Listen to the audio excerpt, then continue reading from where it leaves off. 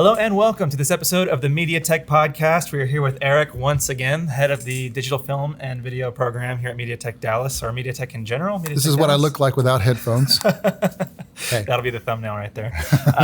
So if you're listening to this anywhere, feel free to subscribe on YouTube. Make sure you hit that bell icon. And if you're on YouTube, before you watch this or listen to this, go watch the Grad You Did episode about yours truly, not to sound cocky or whatever, but that is kind of required watching for this It's episode. excellent. It's excellent, by the way. Thank you very much. So this will be just a little bit more about my career and kind of what led me to here and all of that. So without further ado, Eric, you want to start? Absolutely. So let's see. I met you way back in probably the end of 2011 or beginning of 2012. Correct. Middle of 2012, I think. And at that time, you were what, 3 years old? About that, yeah. You had graduated high school. Just graduated high school. So you were 18, 19? Correct, yeah. And were you going to school in Texas at that time? Were you living in Texas? Yeah, I actually lived in McKinney. Oh, in McKinney, okay. Yeah. Because I knew you lived in California at first. And let's start there. I like to go, whenever I see somebody talking about how they got to where they are, I love to hear how they started, whether it's a screenwriter or whether it's a famous filmmaker or someone who's going to be famous like you. Oh, thank you. So what I want to do is find out, where did you start? Where did you live, and what got you interested in this kind of career? Awesome. So I lived just south-ish of Los Angeles in a city called Riverside. It's about an hour without traffic, but there's always traffic from Hollywood, right? Which is kind of what started the process of me really falling in love with it, with filmmaking and videos, is because I think the earliest I can remember ever going to Universal Studios, I was like 7 or 8, and taking that tram ride. If you've never been there, it's amazing. But I'm going to cut in right here. Go there and not only do the Universal tour, but go do the Warner Brothers tour, the Paramount tour, the Sony MGM lot tour. Do all the tours, because the other ones are actually more real than the Universal. The Universal is meant to be like a theme park, but the other one, well, real when they're looking at fake sets. But I'm just saying, it's well worth it. If you're interested in this kind of stuff, you will love it. You will love it. I'm going to get back to your story. So, I mean, that's a great way. That's a good point, because I was like 7 or 8, and when I was that young, I just was completely enamored, thinking that all of these crazy special effects and things were actually movies being shot or whatever. But that's what kind of led me down the path, and I am so grateful for my parents, because they really ignited a creativity in me from really early, because my dad has always been that way. He's a programmer, but he's always been a guitarist and stuff. But that guy was a long-haired hippie. He was. Okay. He's not At least anymore. If you watched the video, you saw that. He's not anymore? No, not He's at not all. like the old hippie with the long gray hair? No, okay. Not at all. I wish he was. But yeah, so when I was like 5 or 6, they bought me a drum, like an actual acoustic drum set, which I don't know if I could ever stomach buying a 6-year-old an acoustic they drum set. regretted it after day 2. I'm sure, yeah. Right. And so from that moment, I really fell in love with music. And although I had an extreme interest in filmmaking and videos, I really thought that was where I was going to go. Even through high school, was that I was going to be a musician. And I had a band that was performing. And what was the name of the band? It was called Ruby's Last Dance, after Jack Ruby. Okay. When he killed Lee Harvey Oswald. Right, that famous photo, and which is weird because the guy in that photo, the sheriff, just died yesterday. Did he really? He's 99 years old. I had no idea. That's crazy that comes up right now when we're recording this. Anyways, go ahead. And so again, I really thought that I was going to be a musician. But anyway, I answered your question. I'm from Southern California. Right. So you were there, you were interested in movies, but then you became interested in film, but really you were interested in music. So there you are, you're interested in music, and you're young, and you've got a band. Where do you go from there? Do you stay in California for very long? When do you move to Texas? So actually, I moved to Texas halfway through middle school in 6th grade. That was in 2005 or 6. Was that traumatic? At first, it was awesome. In high school, during the emotional years, it was pretty traumatic. Okay, right. All these weird hillbilly Texans out there, and they weren't as progressive as you Californians. Yeah, that's true. And so music, especially being an emotional teenager from California and Texas, music was a huge thing for me in high school. And I really thought that I initially was interested in MediaTech for recording arts, actually. Okay. But I joined in high school a video journalism class, and that really taught me, starting in sophomore year, Final Cut and working on broadcast cameras and microphones and all that. It wasn't we weren't great by any means, but just getting that hands-on in high school was a huge, which huge is thing. pretty amazing. And this is something I want to ask you because it could be a loaded question, but sometimes you get people that'll take a tour here and they'll brush it aside and say, well, I got all this in high school, because high schools now, have a basics of media to them. And I always find that an interesting question, because I know there's no way in the limited time you have a class each day in high school that you're doing super in-depth professional stuff, probably. I don't know. How'd you feel about your high school? So I think that's an excellent question. So that specific high school is probably a little bit, I don't want to say better, but Sure. It had a better program Right. as far as that's concerned than most. Like we had a full psych wall. We had Nice. brand new at the time Mac Pros running brand new Final Cut Nice. at the time and all that. And I really thought that it was more of a foundation than something that Right. I would go through with. And I think if you were to put yourself in the mindset of someone that has that mentality that you mentioned of, well, I got all that in high school, coming from that, you're probably thinking that you're going to spend most of your time in front of a green screen, that keying is super easy, Right. That finding clients is really easy. I think that the best way to put it is you don't know what you don't know Right. at that time. Right. And I guess I really saw the potential of MediaTech, and I guess it just sort of clicked for me. Right. But there is really so much more to learn, even if you think that you've already got it. I mean, It's just like when people come in here and they all think they want to be a director, and then they Yeah. learn all this stuff and they realize, oh, I like color correction, or I'm into editing, or I didn't know that I could be a gaffer, yeah. So it's funny how that changes over time for a lot of the people that come in. Once, like you say, you learn what you didn't know. Exactly. And I think that treating that as a foundation for me was really important. But another really cool thing I want to touch on about that program was that the way it was structured was that you'd have 3 underclassmen and 1 senior, because any of the 4 years could join it. Right. They had little groups of, again, 3 underclassmen, 1 senior, and the senior was like the manager of that team. Okay. And the senior had to have been in that class at least 1 year before, so they already knew everything that was going on and how to do it. And that group, every 2 weeks, had to script, shoot, edit, and deliver a package that was at least 2 minutes long. I think that's a great idea. And it got shown in front of the whole school. So it was a lot of pressure to make something good every 2 weeks. Wow. And so going through that program, I was in it for, I think, 3 years, going through the underclassmen portion and then getting to lead a group was especially important, I think, in work ethic. Sure. I think that that's something that a lot of students, and a lot of, not just students, but a lot of people that want to join video and filmmaking don't understand is how much of a grind it is, like 99% of the time. Right. I mean, it's a job. And a lot of people starting out, they just think it's red carpets and spotlights. Yeah. And I'm in the money, and I'm rich and I'm famous. And, in Dallas, we work 10-hour days normal. In Hollywood, it's 12, 14-hour days normal. And then you look at selling insurance and you're there 8 hours a day and you go, wait a minute, this movie making thing is work. Yeah. It's actual hard work, but you hopefully love it. So the work becomes fun. For sure. Absolutely. And so, I mean, I think I was in a good position because that class is really what made me think that not only was video potentially more lucrative or easier to find jobs, at least for someone like me. Right. It also made me fall back in love with that whole idea of filmmaking. And actually, even coming here, I was realistic about the fact that I think my passion lies more with making videos, at least for now, as opposed to like making cinema or films. Right. So I think that was another thing that program set me up to do coming into MediaTech.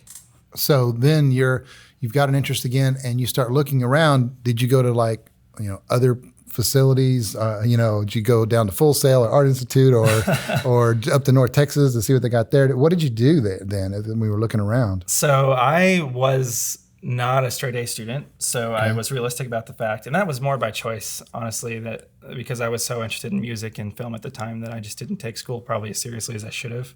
Right. Ruby should have spent a little less time dancing and Right? more time studying. So, but I was realistic about the fact that the schools that I was going to go to would most likely be a trade school, and I didn't, even if I had the grades, I wouldn't have wanted to go to like a traditional school. Right.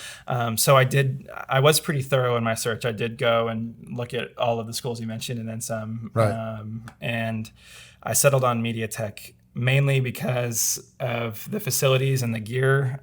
But I also going to look at one of the bigger schools that you mentioned.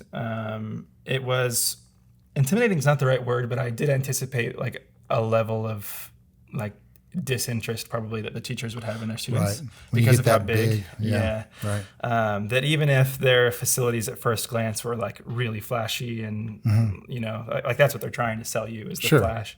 I felt that probably coming here, because it was more of an accelerated program, it was going to be more hands-on.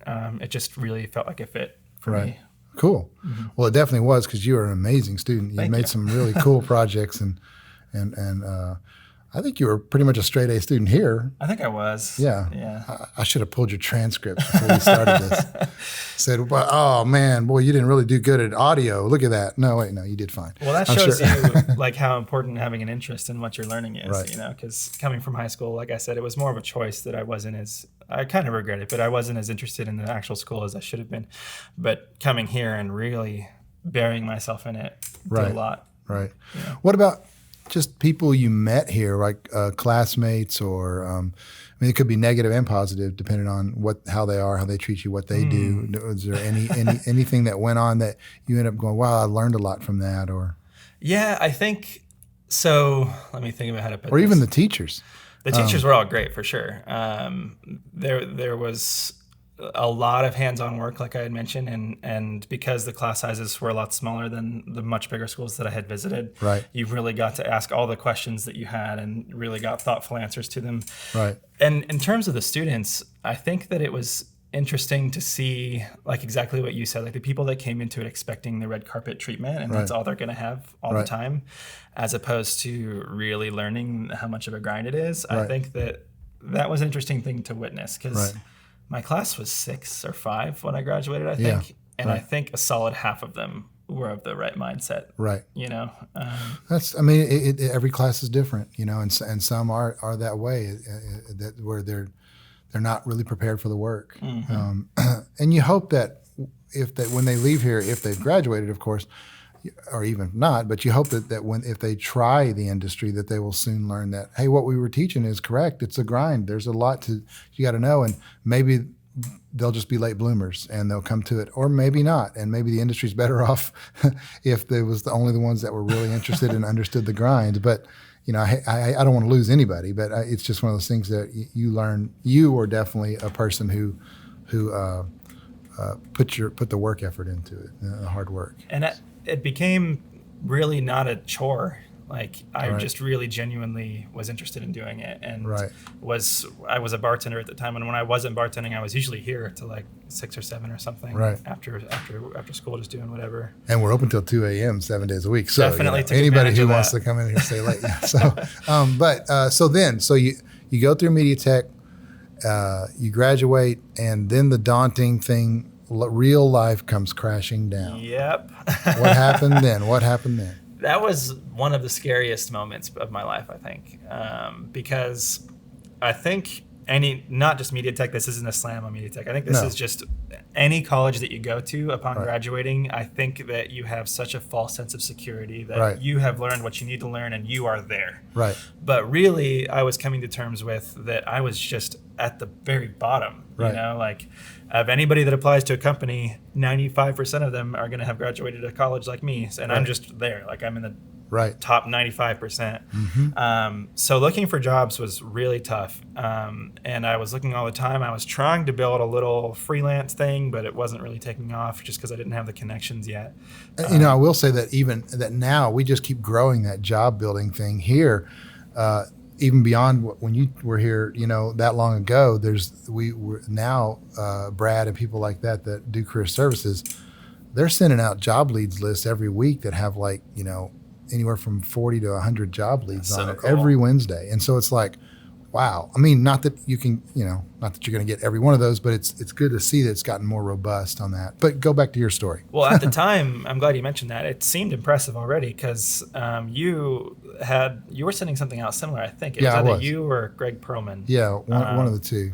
And almost every week, if not every week, there was an email with a lot of different freelance opportunities or a few full-time opportunities, which anybody that goes into this field probably knows, especially at the beginning, freelance is a much more likely career path in the very beginning than full-time. Right. But I was really itching for a full-time job.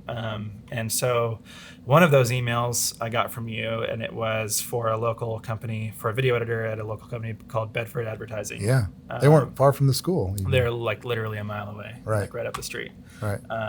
And so, yeah, I applied to that. I think it was one other student applied for it, and we were both among the final interviews, and I ended up getting the job after a little while. And you probably learned how much of a grind video was when you started working there. For sure. I'm not slamming them. I'm saying that there was a lot of work, and you Absolutely. probably had a lot of deadlines. And well, when you're in kind of a generalist area like Dallas, in the sense that like you don't have DPs really, you don't have, like everybody needs to kind of know how to do everything to a certain extent, at least until you really, really make it. Right.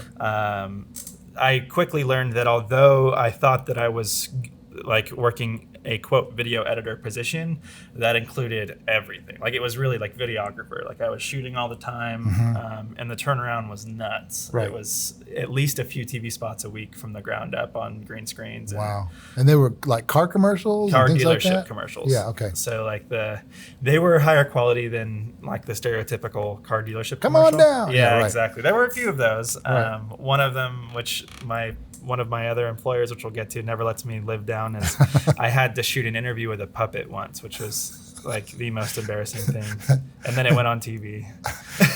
So you were really rethinking your career choice at that moment, interviewing a puppet. Okay. Yeah, it was really funny and awkward. But I think I was there for 8 months, and in that time I made like 180 or so TV spots. Wow. Yeah, it was. So now you've got a reel and a resume, though. Yeah, for sure. And I was fast too. Yeah. Like that was, and another thing that was great about that job is my manager at the time, his name is Flipper.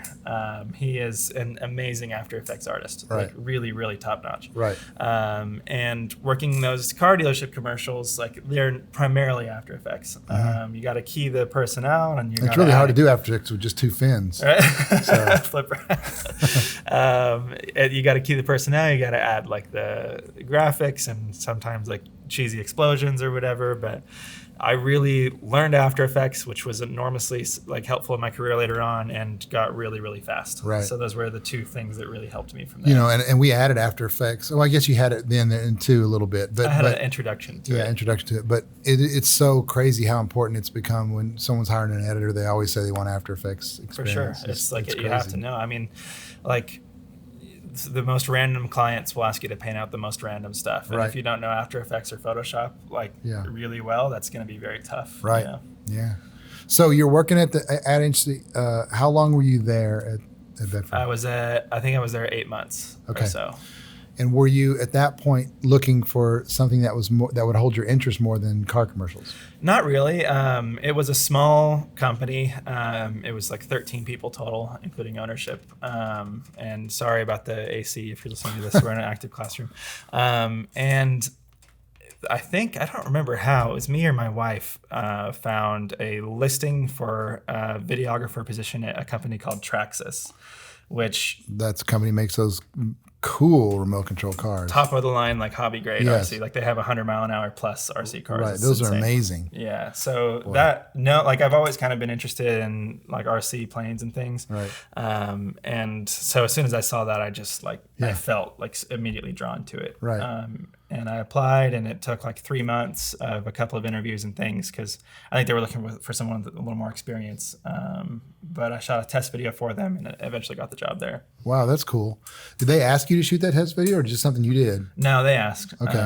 which was a little bit daunting. Yeah, I bet. I bet Yeah. they just felt like your whole life's riding on this one Yeah. video, right?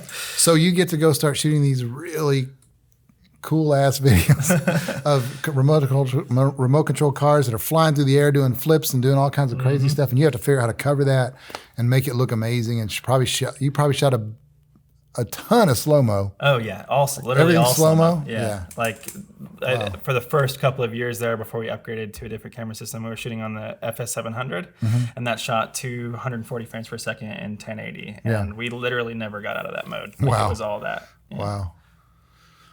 That's crazy. So you're working at Traxxas and you're loving it. And how long did you work there? I worked there for I don't even know. I got the job in February 2015 and just left a few months ago. Okay. So 4 years. And God, that had to be fun. Did you get to travel? Yeah, all over. And I grew a lot within that company too. Started there just as a videographer. It was another kind of part-time employee helping me out. He was spread across a couple different departments, but it was primarily me and him a few hours a week, shooting about 2 videos a week for the YouTube channel. And then from there, by the time I left Traxxas, I was managing the media department, which was of 5 or 6, right? Photo, animation, and video. That's amazing. So that's really cool. What an experience, man. I bet you'll never forget your time there. It was the best. I mean, we traveled all over. Yeah. It was, by the time that I had gone into the management position, it was like the management would come down like, hey, there's this new vehicle coming out. Like, we need desert. So I'd be like, all right, cool. Go to Las Vegas. So like, I kind of just get to pick where you want to shoot, and within reason, I have to be approved and stuff. But right. That's pretty awesome. It was really, really fun. And I got to learn how to shoot on a Red. And right. That's cool. We would turn 2 videos at least a week around shooting on Red, which I don't know if there's another company in the world that shoots that kind of turnaround on a Red. I know, all that data. Yeah. Oh yeah. Data. Were you shooting raw too, or no? Yeah, we were shooting red. Primarily 6K, 100 frames per second raw. Wow. So you just were buying a lot of hard drives. In that time, we had been shooting on that for like 2 years when I left, and I think we had generated like a 1/4 petabyte of footage. Wow.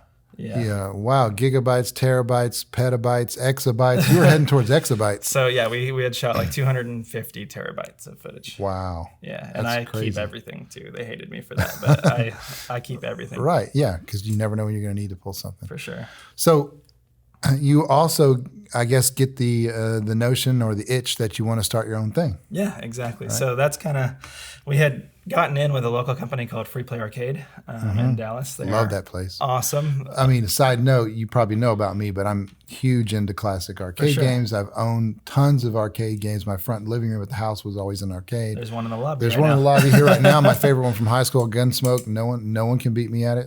I'm just telling you right now.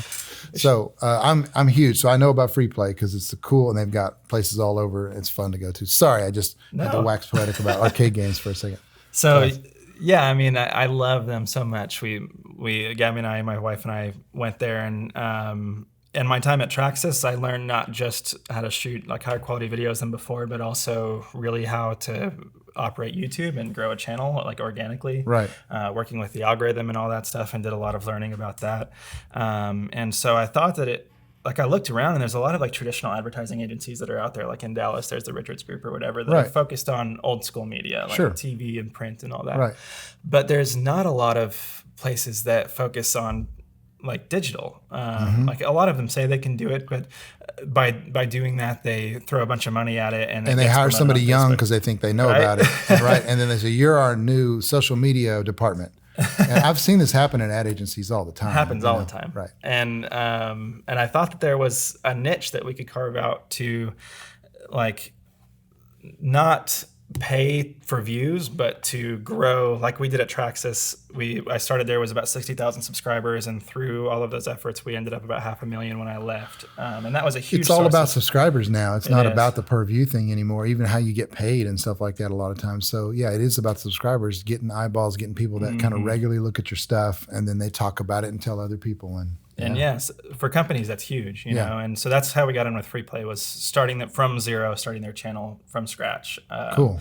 And that was sort of my wife and I's proof of concept that we could sort of adapt the model that I was doing at Traxxas outside. Right. And when that started working, it became clear that, man, I think that this might have legs. And so that's when we decided. It was scary, but we decided in May of this year, 2019, to split off from Traxxas and try our own thing. What's the name of your company? Pedal Car Creative. Pedal Car Creative.